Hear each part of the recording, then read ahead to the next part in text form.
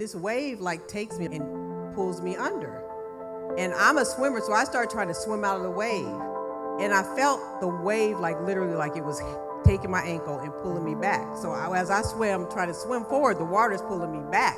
And I'm like, oh my God, I'm going backwards, not forward.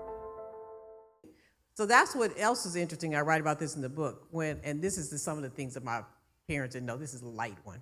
And so when I was younger, we would go to the beach. We'd go to Santa Cruz Beach, right? You know, those waves are huge and big. Everybody's in the water. I could swim then when I was younger. And at one point in this Malcolm Jamal Warner incident really made it crystal clear what I write in the book about and what happened to me is that I was swimming. I was like 8 or 9, and I've been swimming since I was 2. So we're swimming on the beach and having fun, and this wave like takes me, and my parents are all on the, all the families there on the sand kicking it, and I'm in the water like normal. The wave takes me and pulls me under.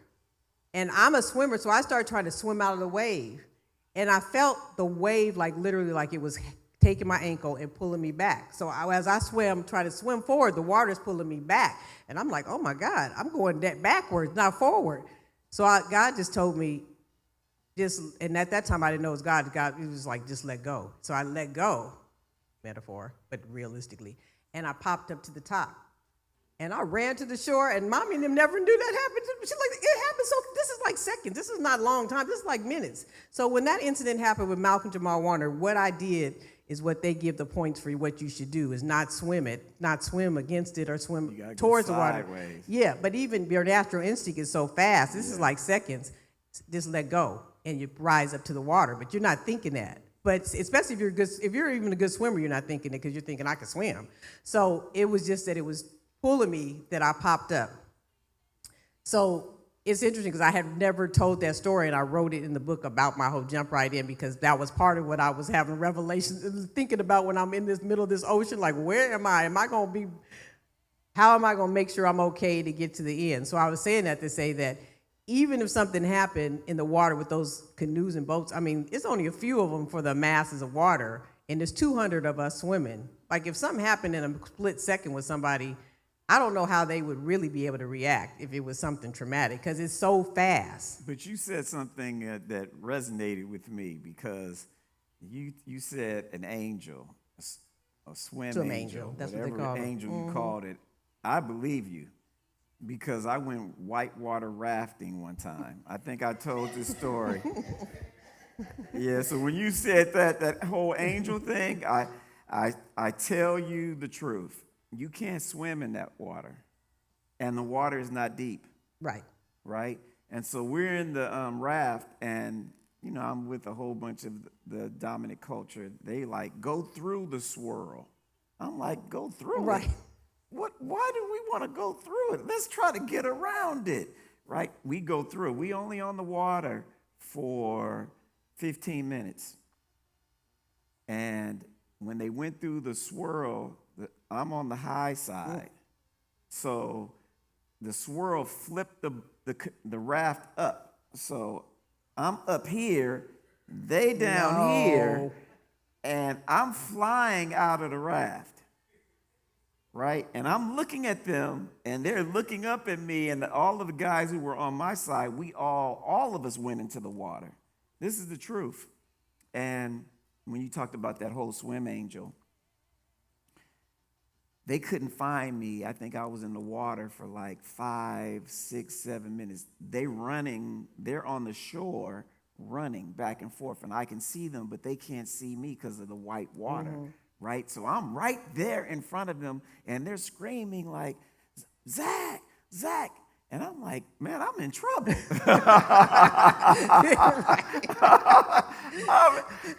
over here. I'm like, am I really here? You can't see me. Right. And that was like a moment of, like, I really might not make it out of here. Right? This is the honest to God truth. I don't know where this person came from. He was on a jet ski, and the time that we went in the water, it was no other rafts around. Because they would leave on intervals so that you not run into each other. So they was like 15 to 20 minutes in front of us. This guy saw what happened. I don't know who it was, right? Let me finish. So he comes and pulls me out of the water. He puts me on the back of the jet ski. I'm not on it, but he drags me to the other side, right? They're still looking for me. They never see this go on. Oh, wow. Right? He tells me, we got to get you back to the other side. And I'm like, I'm not getting back in that water. You have lost your mind, right? He takes me back to the other side, drops me off, and disappears. They never see. Wow. That angel in rough Right. waters. Right? They said, how did you get here? I'm like, you didn't see the guy bring me over to the other side?